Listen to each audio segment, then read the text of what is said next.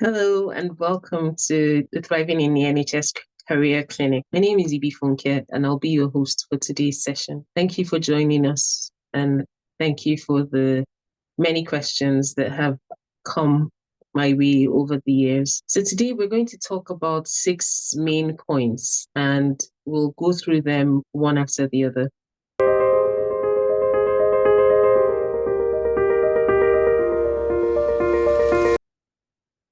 The first one is jobs. And in the section about jobs, we're going to talk about how to pick a job and how to transition. So we talk about the first job you ever have in the NHS, and then we'll talk about the transition to other jobs. Following that, we'll talk about the decision between going into training and not going into training. And we'll talk a bit about training itself. So what to know, where to start from, where do you get the information from? Okay. Next, we'll talk about your progress in your career. We'll talk about endpoints to look at. And finally, we'll talk about being intentional. So for the first bit of it, I'm going to go to the book, Thriving in the NHS, which is an international medical graduate's guide to starting in the NHS. In chapter 1 of the book, we start by asking a question. Why are you moving? People decide to move for various reasons. It is important to define your reasons because it will guide your decision-making for the type of jobs you apply to, whether or not you apply for training programs, and how you select the training programs if you decide to go into training. It will even determine the kind of accommodation that you get. Okay, so we'll pause that there. That's chapter 1 of the book, Thriving in the NHS, which is available on Amazon. The type of job you apply for depends on your competence, your level of comfort, and it also depends on your experience and the training program that you want to get into, if that's the path you choose to follow. I'll explain. What do I mean by competence? If you've got 3 years of experience in a specialty, and that 3 years of experience was in a training program, then you might be wanting to consider getting onto the rota at a point that is commensurate to 3 years of intense training where you're coming from in that specialty in the UK. But when I say competence, it's not about the number of years you spent in your home country or in the country you're traveling from to the UK. It's about whether the experience that you had in that role matches what would be expected of you. So how do you find out? The first place to find out is to carefully read the person's specification and the job description. Read what has been said and read between the lines. When I say between the lines, I mean things like, who do you report to? So if in that role, your next report is a consultant, then that means that you should expect that you're going to be making quite significant decisions as you're next in line from the consultant. If in that role, you're described as being part of the team, not leading the ward rounds, conducting ward rounds, then you can understand from that that you'll be based on the ward and you're a bit more junior. What do you feel competent with? Would you be comfortable if you were to need to see patients in a clinic? Most of the jobs you're very supported for, but there are times when you'll need to be delivering services as the main service provider. If your competence where you're coming from is not at that level, then you certainly should not be applying for senior roles.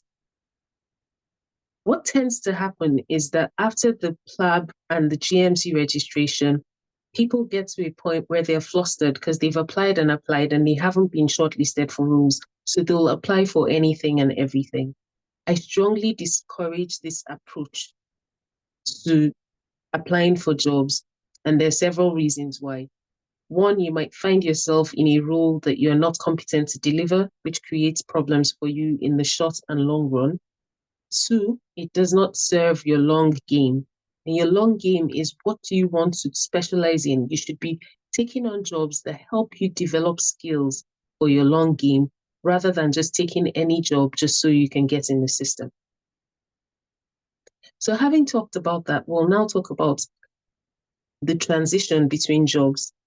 As an international medical graduate working in the UK, in your first rules, you'll find that your visa is very important because at this point, you don't have indefinite leave to remain or a British passport. So your ability to stay in the UK is dependent on you having a sponsorship from an employing organization. If your job role is a 6-month contract, by the end of the second month, you should either have confirmation that your contract will be extended, or you should start looking for jobs because the process of finding a job, getting to interview stage, successfully completing all the procedures for recruitment can take a few months. So you need to start early. If you speak to your employing organization and your contract is only renewed for a further 6 months, I would strongly advise that you start to look for another job because the 6-monthly process of applying for visas can be quite intense and expensive for an international medical graduate. So if your employer is not willing to give you a long contract, then you should probably be thinking about looking for opportunities elsewhere where you can have some stability and peace of mind. The other thing I think about the transition is understanding when it's time to move up on the rung of the ladder. If you started as an SHO and if you started as a senior house officer or a junior clinical fellow, you're not on the middle grade rota, you're not going into training. If you're spending time on this route, then you should be thinking about what you need to do to advance to the next steps. And that transition can be what you make when you're moving from one job to another, particularly if you had experience in your home country and all you needed was a job to help you understand the system and understand how to navigate, then you should be looking for opportunities to move along. And we'll talk again about this when we come to progress. So that covers some bits about jobs. We're not going to go into interviews and applications because you'll shortly be able to join us every month for application support. So we can target those discussions in those meetings. Okay. Next, we're going to go into training versus non-training. I'll refer you to the Thriving in the NHS YouTube page, where you can find a huddle with Mr. Matt Daniel, a pediatric ENT surgeon, who spent his time explaining to us the value of going into training. Not everyone can go into training. Not everyone should go into training, but everyone should understand the decision that they're making when they decide not to go into training or decide to go into training. If you watch that video, he explains explicitly why going into training can be extremely beneficial. However, as an international medical graduate, I understand that that route is not viable for everyone because, one, we don't all have the family support to look after children when the demands of training come up. Another reason is that a lot of international medical graduates have completed extensive years of training and experience in their home countries and do not desire to go through training again.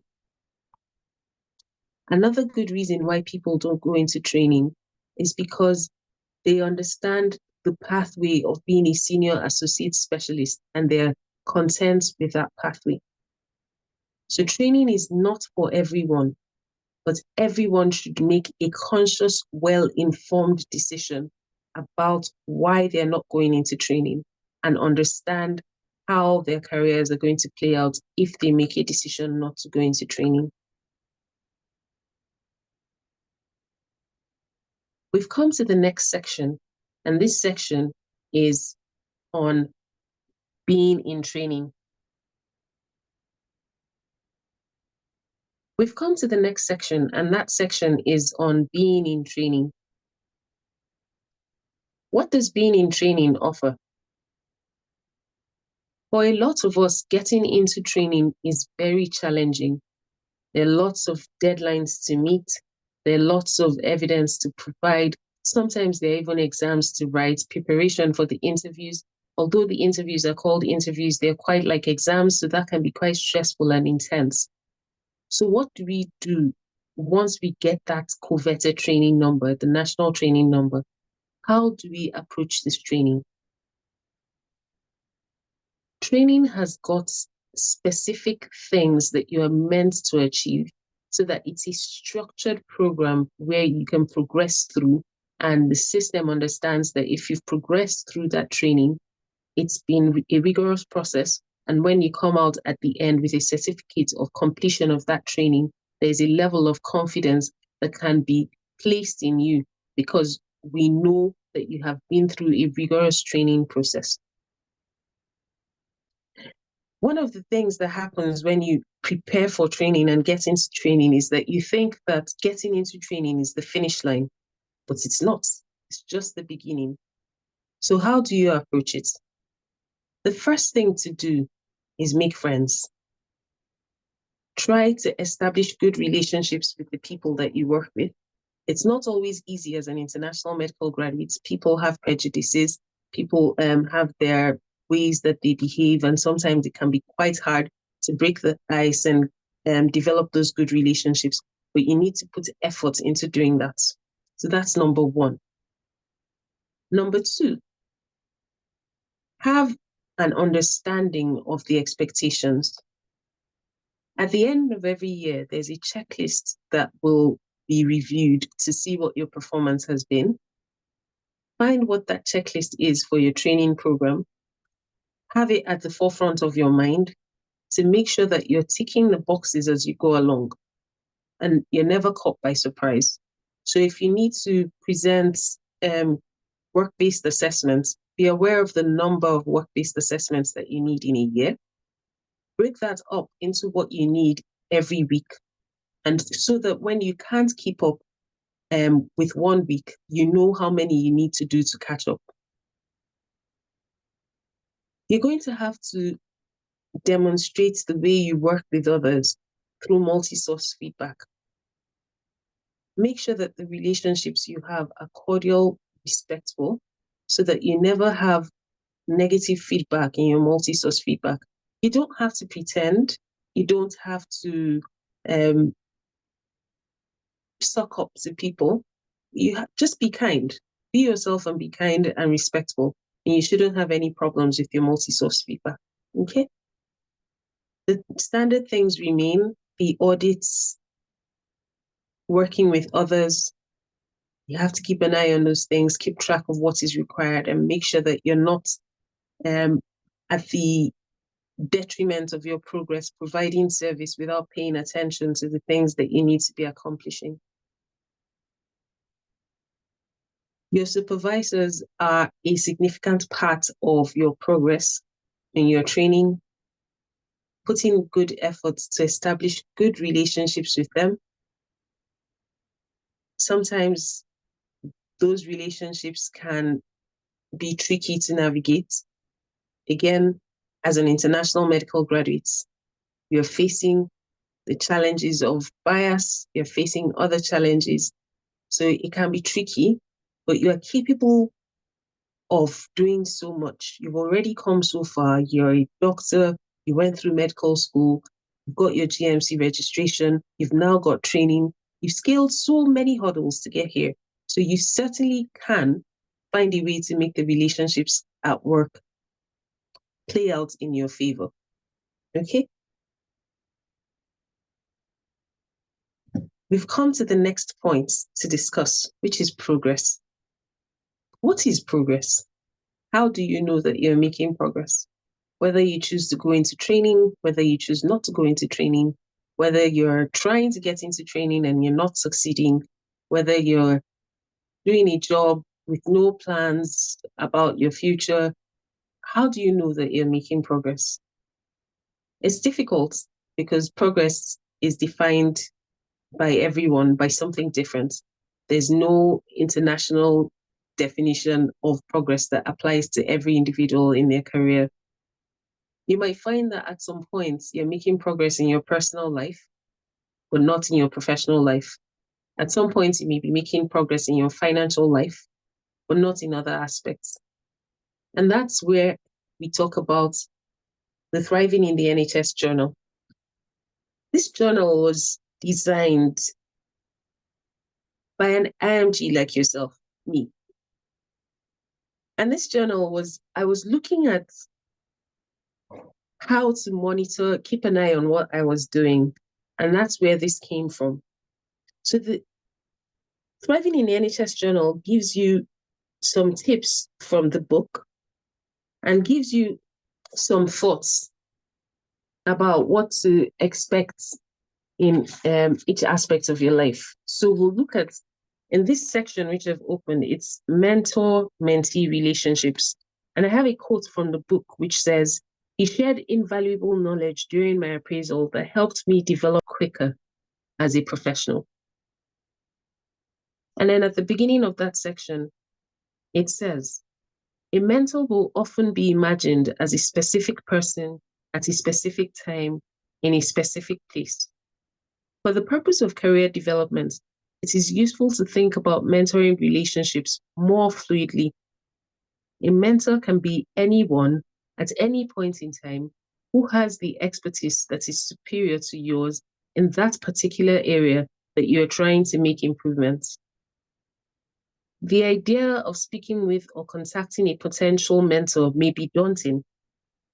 Reach out anyway. Chances are you will find it rewarding. Social media is a useful tool that can take away the barriers to accessing potential mentors. Follow people that you are interested in and consider engaging with them online. An attitude of gratitude will always make you memorable to others.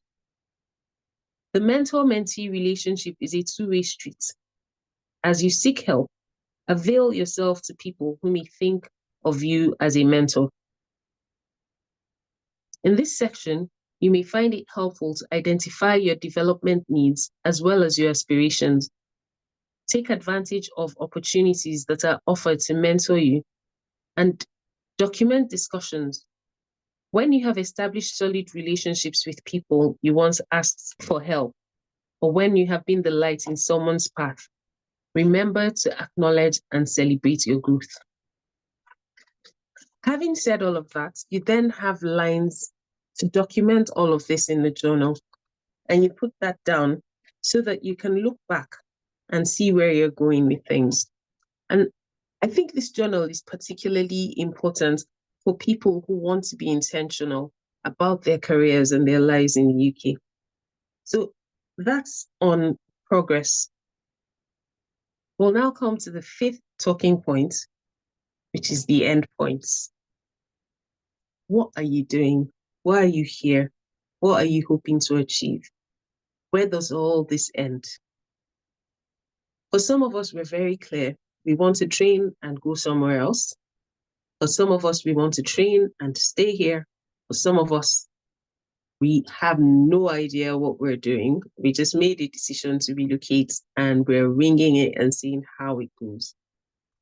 And that's fine. Whichever space you find yourself is absolutely fine, with no judgment. But I want to challenge you today to start to have thoughts about where this all leads. I work in a career where people are very mindful of the endpoints. So when you're choosing a specialty, people will tell you that there are no jobs in this area or there are no jobs in that area. Choose a job where you'll get opportunities to work as a consultant. I find that advice very valuable, but I don't subscribe to it. And these are my reasons. My job as a career is not just a job. For me, it's a calling.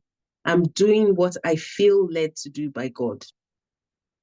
So I'm not bound by problems like where there are jobs or where there are no jobs. I believe that I am learning and training to do what I'm doing for a specific purpose. And I believe that when the time is right, things will align in my favor for me to deliver that purpose. I know not everyone shares my beliefs, but it's really important to know where your endpoint is so that you understand how you can develop yourself. When we talked about training, I didn't talk about your acquisition of skills. During your training, you must look at the skills which you need to acquire to be the person that you want to be, or have the skills that you'll need at the end point of your training. One of the things I've learned is that as a consultant, especially as a day one consultant, you will not know everything. You'll know a lot, but you won't know everything. And in your career as a consultant, you will continue to learn and learn. And those years of learning will become beneficial to the day one consultants in the future. So that said, when you are deciding whether you go in training, whether you stay as a SAS grade, whether you attempt training applications or not, begin to have some thoughts about the end. Where is this taking me? And if I know that it's taking me, say, to another country, for example, am I acquiring the skills and the knowledge that will help me in the long run? Am I planning the exams for that country in a time that is optimal for me? These are some of the thoughts that are important, which is why it's useful to start to think about the endpoints. And finally, the last talking point, being intentional. Being intentional is something that's, it's a phrase, it's a catchphrase that is rife in our society at this point. People want to be intentional parents, people want to be intentional spouses, people want to be intentional this or intentional that. And I want to challenge you as an international medical graduate to be intentional. There are numerous examples of international medical graduates who have contributed immensely to the growth of the NHS. Innovations, all sorts of things that have happened because international medical graduates left their home countries or returned to their home country if you're a UK international medical graduate to work in the NHS. You may never become one of the most famous international medical graduates to do anything in the NHS. But I want you to know that the space that you hold, wherever you are, whatever you're doing, is very important. There are people who are alive today only because you were in that space at that time. There are people whose lives are forever changed just because you are in the space that you're holding. So I would ask you to be intentional about the fact that you know that you are valuable, that you bring value, and that your work matters. I'll ask you to be intentional about the decisions that you make, because these decisions are going to stack up to help you create the future that you want. I'll ask you to be intentional about the relationships that you keep and nurture at work, when you leave work, when you change roles, because those relationships are crucial. I'm a living testimony of the importance of those relationships. And I'll tell you a quick story. My first job, there was a consultant there who was of Nigerian descent. And I made sure I stayed in touch with him. When I left, if I was moving jobs, I would tell him I was moving jobs, if this and that. I stayed in touch with him the whole time. When I published Thriving in the NHS, I got in touch with him to say, thank you for your support. Look what I did. I published a book. And he said, great. Are you still interested in surgery? I said, yes. He said, fine. I'll add you to a group. And he added me to a group of Black surgeons In that group, I got mentored into passing an exam which I had struggled with for 4 years. Not only did I pass that exam, I got support to apply for my national training number in surgery. And on first attempts, in spite of over a decade since qualification as a doctor, I got into a training job in surgery. I was living my dream because I nurtured one relationship. Be intentional about the relationships that you nurture. Be intentional about your work, the way you treat your patients, the way you treat your colleagues. It all matters, even if it's not immediately obvious that it does. It does. That brings us to the end of this career clinic. The career clinic runs monthly. You can join us next month. Keep an eye on our social media, sign up for the newsletter so that you can learn when the next clinic is going to happen and you can sign up to attend. We'll be starting the monthly job application sessions next month. Also keep an eye on the pages to learn when it'll come up. You can join the waitlist as well. Until next time, have a wonderful life, and don't forget to get yourself, if you haven't already, copies of the Thriving in the NHS book and journal.